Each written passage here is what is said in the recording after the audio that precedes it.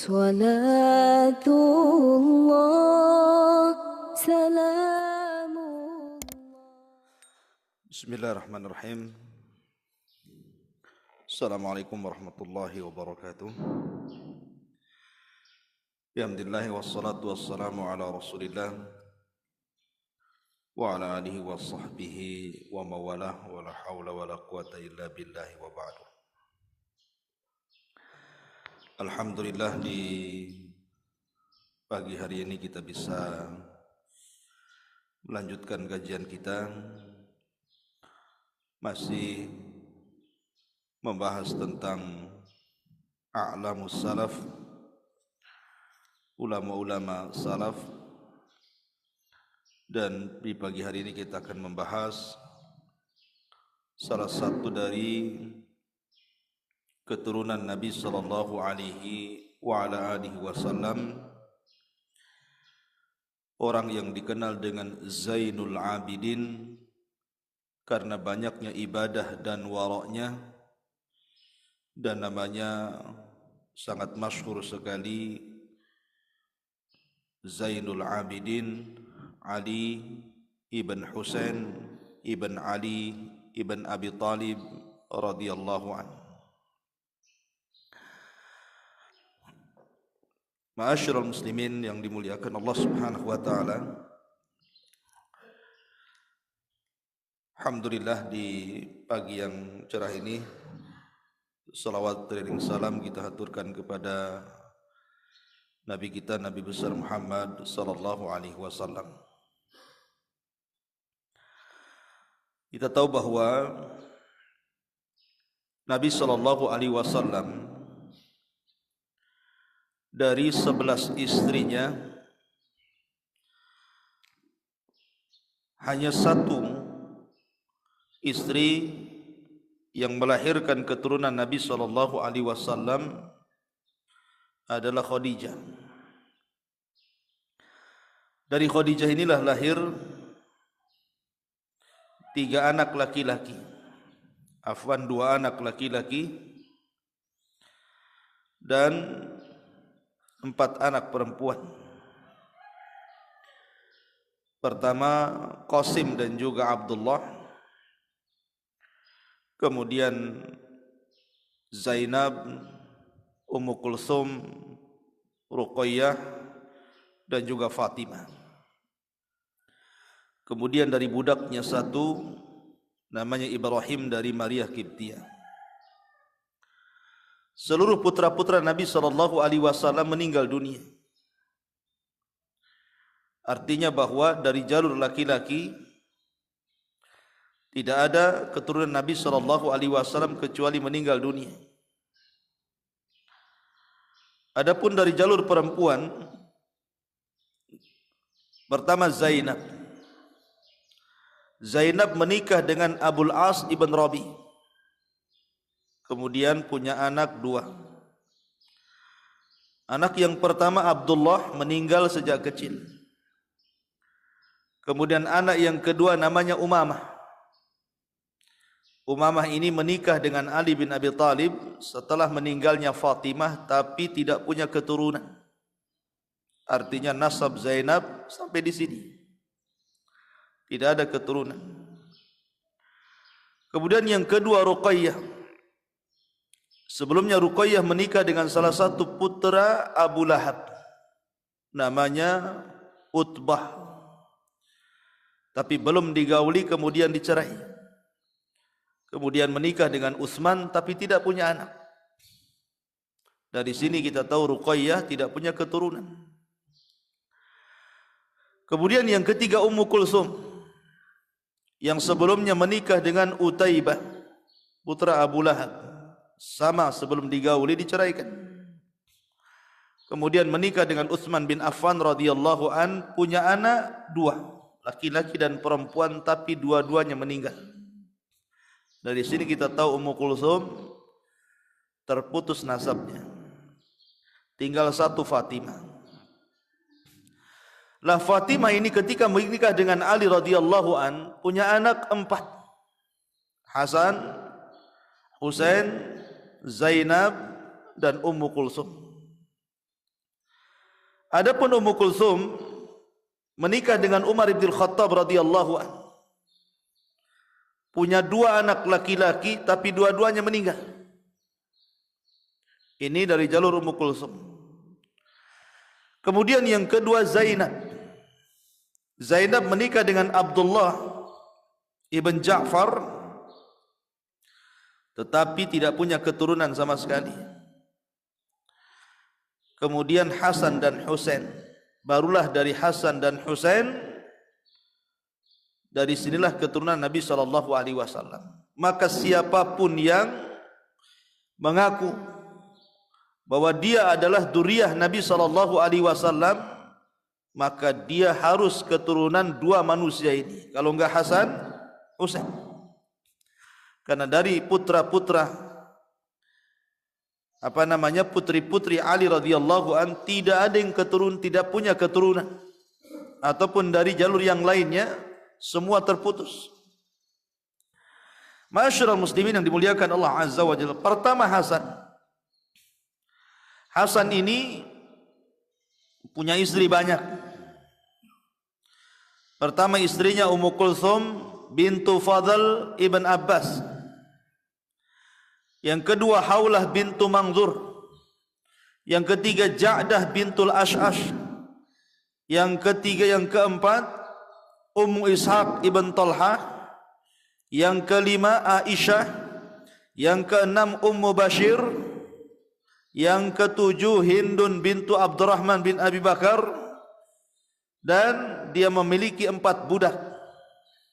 Berarti 7 istri dan 4 budak. 7 istri itu maksudnya bukan 7-7-nya dikumpulkan, tidak. Ya, mungkin meninggal salah satunya kemudian menikah lagi, atau diceraikan salah satunya kemudian menikah lagi. Dan dalam Islam selain Nabi SAW tidak boleh lebih dari 4. Walaupun itu Hasan. Adapun Husain juga banyak istrinya. Yang pertama namanya Lailah bintu Abi Murrah As-Saqafi. Yang kedua Rabbab bintu Imri'il Qaisi. Yang ketiga Ummu Ishaq bintu Talha. Kemudian yang keempat Sulafah. Kemudian yang kelima Syahrabanu. Kemudian yang keenam Asma.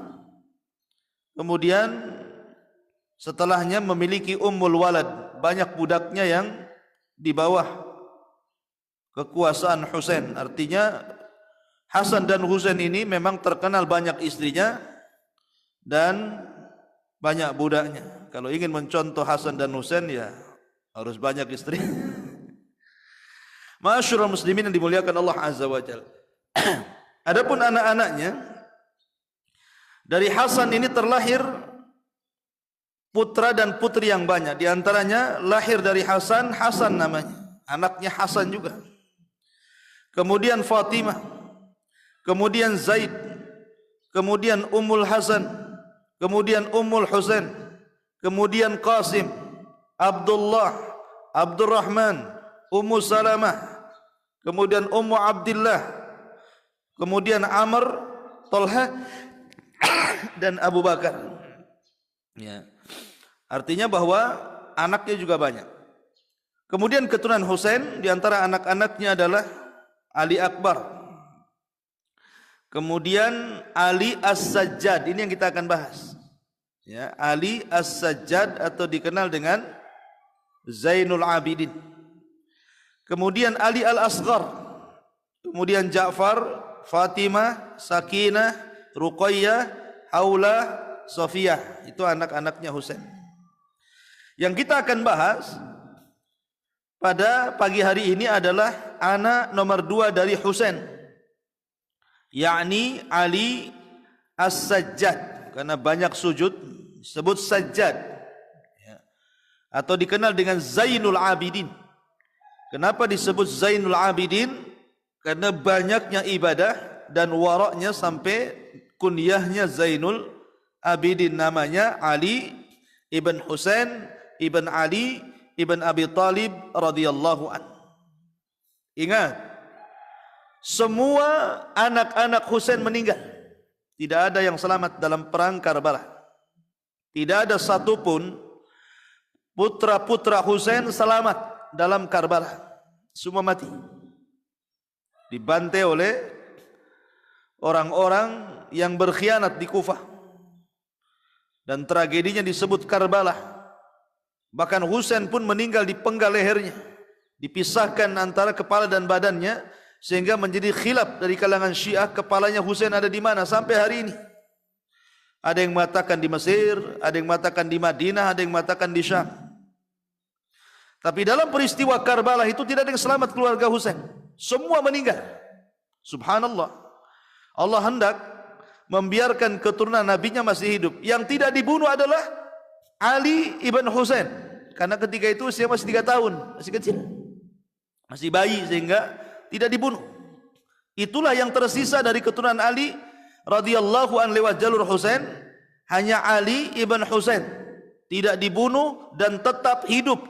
Dari situlah keturunan Nabi sallallahu alaihi wasallam. Maka siapapun yang mengaku keturunan Husain, maka jalurnya cuma satu. Dari Ali As-Sajjad atau dikenal dengan Zainul Abidin, Ali ibn Husain ibn Ali ibn Abi Talib radhiyallahu anhu. Tidak boleh dari ngaku yang lainnya karena semua anak-anaknya meninggal dunia. Ma'asyiral muslimin yang dimuliakan Allah Azza wa Jalla. Yang kita hendak ceritakanlah sosok yang luar biasa. Orang Arab mengatakan tashabbahu illam yakun mislahum fa inna tashabbuhu bil kirami falahu. Contohlah mereka orang-orang mulia walaupun tidak seperti mereka. Karena mencontoh mereka itu sebuah kemuliaan. Namanya adalah Ali bin Husain ibn Ali ibn Abi Talib. Ali ibn Husain ibn Ali ibn Abi Talib atau mulaqab bi Zainil Abidin. Laqabnya Zainul Abidin, kunyahnya Abul Hasan. Kunyahnya Abul Hasan. Wulida yaum, dilahirkan pada hari kelima di bulan Sya'ban tahun 38 Hijriah di Madinah Nabi sallallahu alaihi wasallam. Dan wafat pada tanggal 25 Muharram pada tahun 95 Hijriah. Dan dia adalah salah satu imam yang keempat dalam madhab Syiah. Kalau kita melihat madhab Syiah, maka Syiah itu ada namanya kelompok Syiah Imamiyah. Syiah yang menerapkan 12 imam, yang menurut mereka ucapannya sama dengan Nabi Maksum. Kalau sudah yang ngomong 12 imam maka sama dengan Nabi. Salah satunya adalah Zainul Abidin, salah satu imam yang 12 yang ditetapkan orang Syiah. Maka kita katakan, ya dia keturunan Nabi. Tapi jangan kemudian disamakan dengan Nabi, ucapannya maksum. Ya. Maka di sini masyarul muslimin terlampau hulu orang-orang Syiah terhadap Zainul Abidin.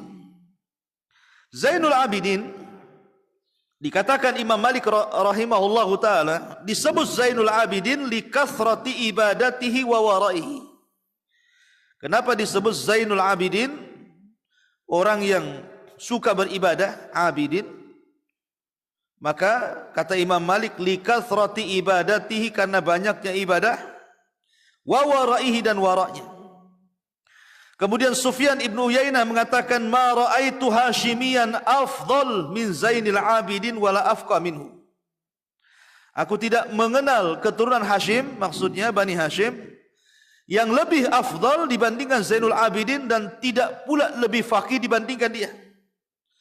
Dan Imam Syafi'i mengatakan afqahu ahli Madinah, tidak ada orang yang lebih faqih, lebih kuat hafalan fikihnya, cerdasnya melebihi Zainul Abidin. Masyaallah muslimin yang dimuliakan Allah Azza wa Jalla. Adapun ibunya, ikhwan, bahwa di zaman Umar bin Khattab, Umar itu kan menyerang Persia. Ketika menyerang Persia, banyak wanita-wanita Persia tertawan. Ada 3 wanita Persia, semuanya cantik, tertawan. Kemudian diambil oleh 3 sahabat. pertama diambil oleh Husain ibn Ali. Husain ibn Ali bin Abi Thalib. Yang kedua diambil oleh Abdullah ibn Umar. Kemudian yang ketiga diambil oleh Muhammad bin Abi Bakar As-Siddiq radhiyallahu anhu. Lah dari keturunan Husain dengan budak Persia ini lahir Zainul Abidin. Jadi ibunya budak. Ibunya budak, ya, tetapi bapaknya adalah keturunan Nabi SAW, Ali, Husain ibn Ali. Ya, ibunya budak, lahirlah Ali bin Husain atau dikenal dengan Zainul Abidin yang kita kaji. Kemudian dari Abdullah bin Umar dengan pernikahan dengan budak tersebut lahir Salim. Salim maula Ibnu Umar. Kemudian dari keturunan Muhammad bin Abi Bakar lahir Qasim. Tiga-tiganya menjadi ahli fikih Madinah. Tiga-tiganya nih, ya. Baik Ali ibn Husain atau dikenal dengan Zainul Abidin, atau Salim maula Ibnu Umar, ataupun Qasim maula Muhammad bin Abi Bakar, semua menjadi ulama fikih kondang Madinah. Tiga-tiganya jadi rujukan para ulama di zaman itu, ya.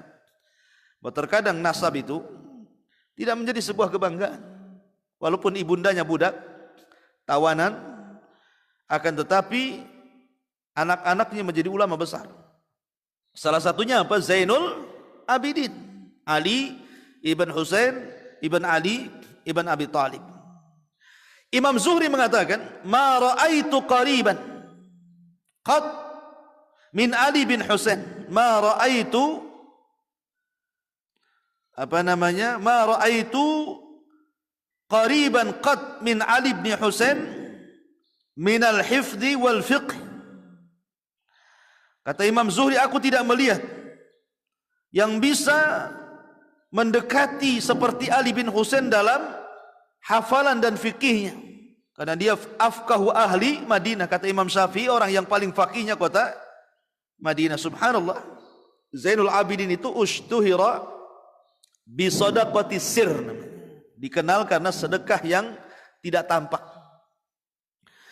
Jadi selama Zainul Abidin itu hidup, 100 orang miskin Madinah itu ditanggung dia sampai dia wafat. 100, bayangkan loh, 100 orang miskin Madinah selama dia hidup. Jadi umpamanya kalau sekarang ada program 600.000 gitu ya per bulan, ya mudah-mudahan benar gitu ya. Jadi setiap bulan sudah ada tuh, pas buka pintu, udah ada amplop isinya 600 gitu ya. Udah ada berasnya, ada telurnya, ada apanya gitu ya. Pokoknya setiap sudah habis nih satu rumah orang miskin itu, nanti buka pintu saja sudah siap tuh. Jadi tidak pernah keluar orang miskin ini. 100 orang miskin seperti itu. Anehnya, orang-orang itu mencela Ali bin Husain. Orang-orang yang disumbang ini mencela Ali bin Husain dan mengatakan bahwa Ali bin Husain itu bakhil, orang kaya tapi bakhil katanya. Mereka tidak paham bahwa Ali bin Husain atau Zainul Abidin setiap malam mengangkat gandum, kemudian meletakkan di pintu-pintu orang fakir miskin sampai dia wafat. Makanya ketika dia wafat, di hari wafat, tidak ada lagi orang-orang miskin mendapatkan jatah makanan. Kata penduduk Madinah, ma faqadna sadaqata sirri illa ba'da wafat Ali ibn Husain ibn Ali ibn Abi Thalib radhiyallahu anhu. Sungguh kami kehilangan sedekah sir setelah meninggalnya Ali bin Husain. Mereka menyesal, ya kan? Begitulah caranya orang bersedekah. Diam-diam, ya. Diam-diam artinya betul-betul ikhlas karena Allah Subhanahu wa ta'ala. Karena banyak orang yang bersedekah itu, ingat sering saya katakan, sedekah itu bisa gagal gara-gara 4 penyakit. Gara-gara 4 penyakit orang bersedekah itu tidak berpahala. Pertama, riya, sudah jelas riya. Yang kedua, sum'ah. Yang ketiga, azan, ya. Kemudian yang keempat, alman. Nah, ini 4 penyakit sedekah. Pertama riya, ma'ruf lah riya. Baik ria terang-terangan atau ria kepancing bahasa saya. Ya.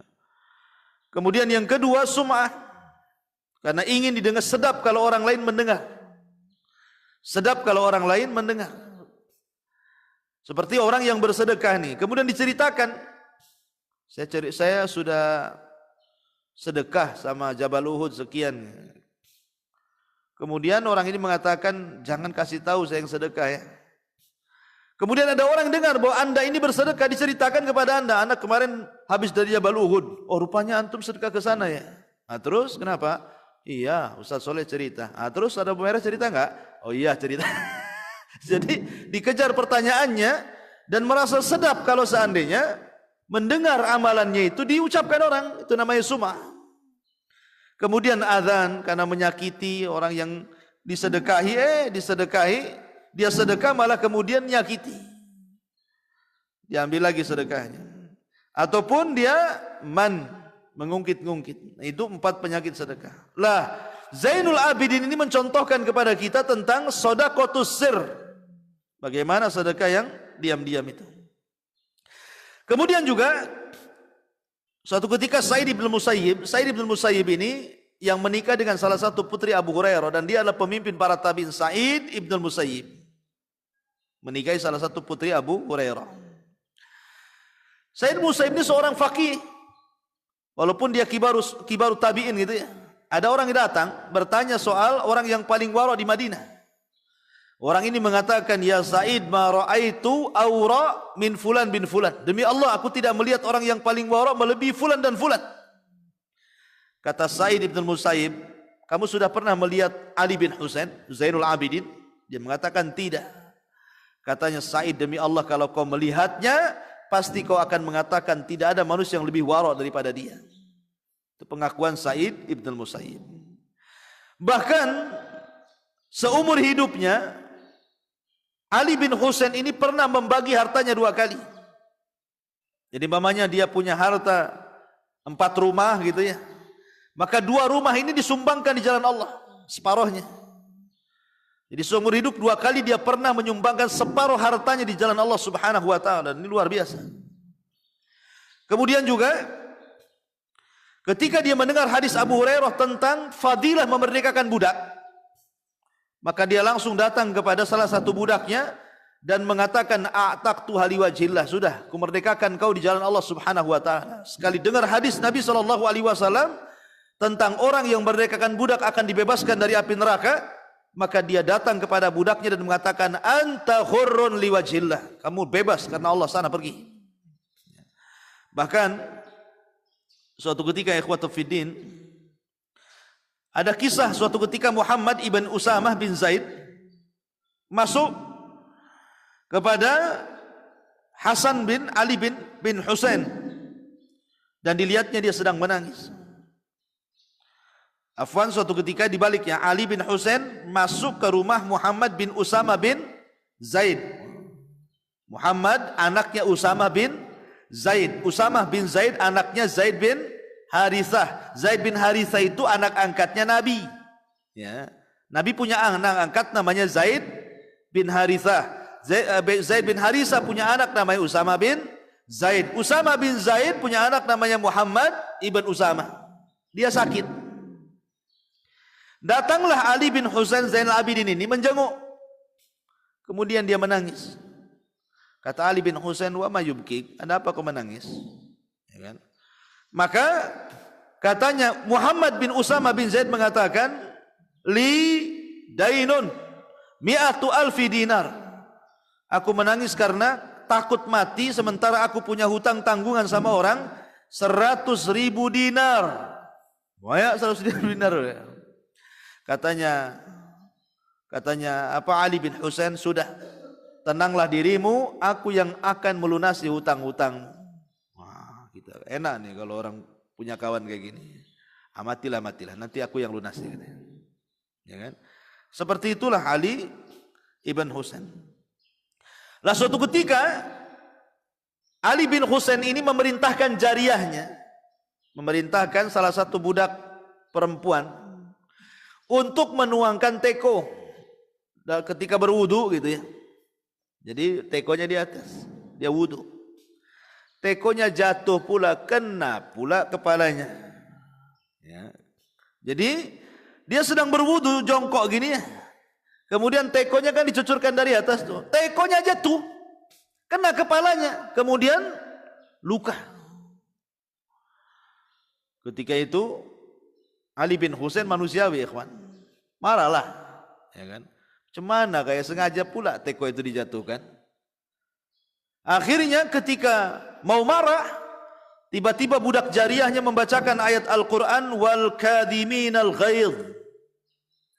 Di antara ciri-ciri orang yang beriman itu, wahai Tuhan, adalah orang yang menyembunyikan kemarahan.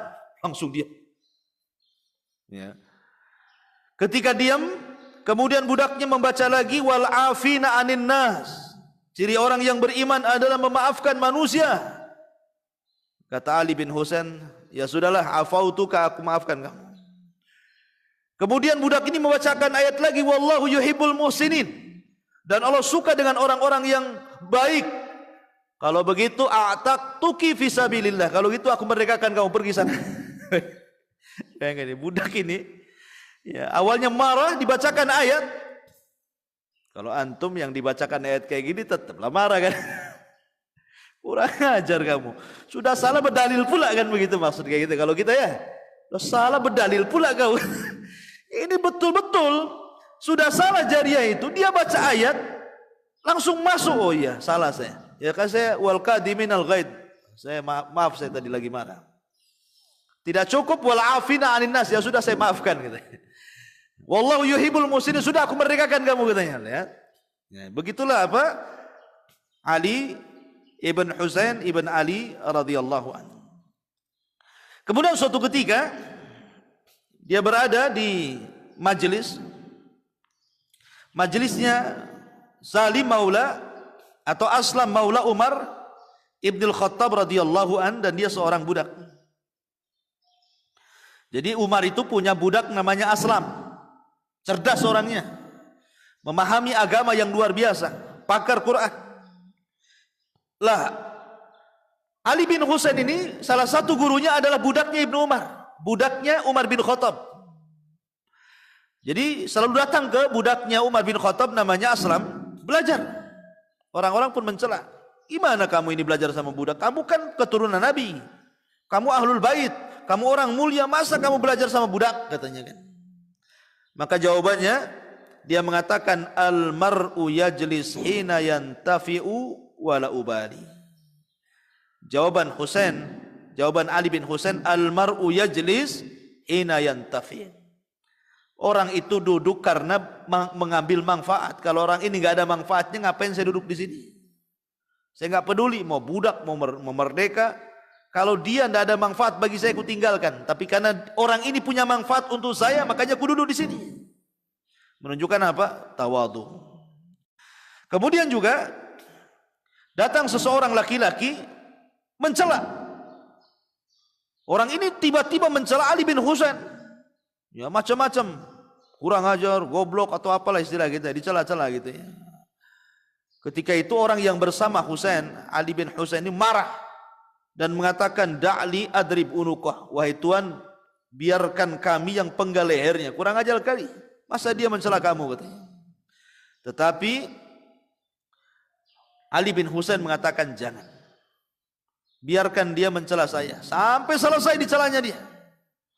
Setelah selesai mencela, kemudian Ali bin Husain bangkit dan mengatakan, ma satrullahi min amrina akthar min satrikum. Sesungguhnya yang Allah tutupi dari aibku itu tidak lebih banyak daripada yang Allah tutup masatrullahi min amrina akthar. Apa yang Allah tutup dari perkara kami, dari aib kami itu jauh lebih banyak daripada apa yang Allah tutup bagi engkau. Ya memang pantas ya dicela, karena kalau kamu tahu hakikat saya, mungkin celaannya tidak sampai di situ. Tentu kamu akan mencela terus karena jeleknya saya, tapi Allah masih menutup aib saya. Akhirnya orang itu malu, kemudian mengatakan, asyhadu annaka min auladil mursalin. Aku bersaksi bahwa engkau adalah keturunan para nabi. Kemudian suatu ketika juga dijelaskan, Jadi suatu ketika anak pamannya, berarti pamannya siapa? Husain. Nah, salah satu anak pamannya adalah Hasan bin Ali. Gitu ya. Suatu ketika Hasan bin Ali ini anak pamannya datang kepada Ali bin Husain, sama-sama ponakan, tiba-tiba bicara dengan pembicaraan yang kasar, kalamul ghalid, kasar ngomongnya. Dan Ali bin Husain diam saja, dimaki-maki diam saja dia. Sampai akhirnya ketika Hasan bin Ali ini sudah diam, sudah capek ngomong, maka Husain pun kemudian tidak jawab. Karena tidak ada jawaban dari Husain, ngomong lagi si Hasan bin Ali ini, dimakinya lagi Ali bin Husain ini, tapi tetap Ali bin Husain ini diam sampai akhirnya setelah selesai Ali bin Hasan mengatakan, sudah selesai bicaramu? Ah sudah, kalau gitu assalamualaikum, pergi dia. Jadi hanya mendengarkan ucapan dia saja. Ah begitulah coba sabarnya orang itu. Antum mau dimaki gitu ya kan, kayak tangkap polisi gitu. Dimarahi diam saja kan. Itu hebat tuh akhlak namanya. Tapi kita kan kalau dimarahi bangkit emosi kita. Kalau enggak ambil pisau ditusuk dia kan gitu. Ya. Tapi Ali bin Husain ini sabar, pulang dia. Ketika memang saat waktu yang pas, sudah tidak ada lagi permusuhan, sudah sama-sama tenang, baru Ali bin Husain datang kepada Hasan bin Ali. Kemudian mengatakan, ya bena ammi, in kunta sadiqan fima qultahu anni faghfarallahu li, wa in kunta kadziban fima qultahu anni faghfarallahu lak. Katanya Ali bin Husain, wahai anak pamanku, kalau yang kau katakan tentang diriku sebuah kebenaran, maka semoga Allah mengampuni diriku. Tapi kalau yang kau ucapkan tentang diriku sebuah kedustaan, semoga Allah mengampunimu. Assalamualaikum, langsung pergi. Jadi gitu. Jadi nggak dibalas gitu ya, malah didoakan gitu. Ya. Jadi kalimatnya singkat tapi isinya doa. Itulah akhlak daripada Ali bin Husain. Bahkan Tawus menceritakan, aku ketika tawaf, kata Tawus, aku mendengar ada orang menangis di Hijr Ismail. Kemudian aku lihat rupanya Ali bin Husain Zainul Abidin sedang menangis, kemudian merendahkan dan berdoa, ana abiduk, ana miskinuk, ana sailuk, ana fakiruk. Itu yang saya dengar.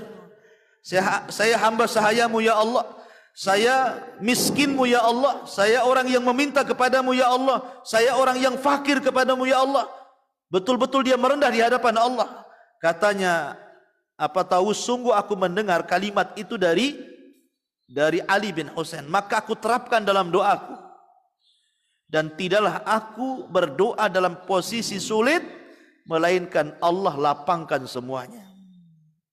Luar biasa Ali bin Husain. Afwan, sudah jam 6 ya. Ini masih banyak tapi saya harus ngisi di radio. Subhanakallah bihamdika asyhadu an la ilaha illa anta astaghfiruka wa atubu ilaik. Allahu ta'ala alam. Assalamualaikum warahmatullahi wabarakatuh.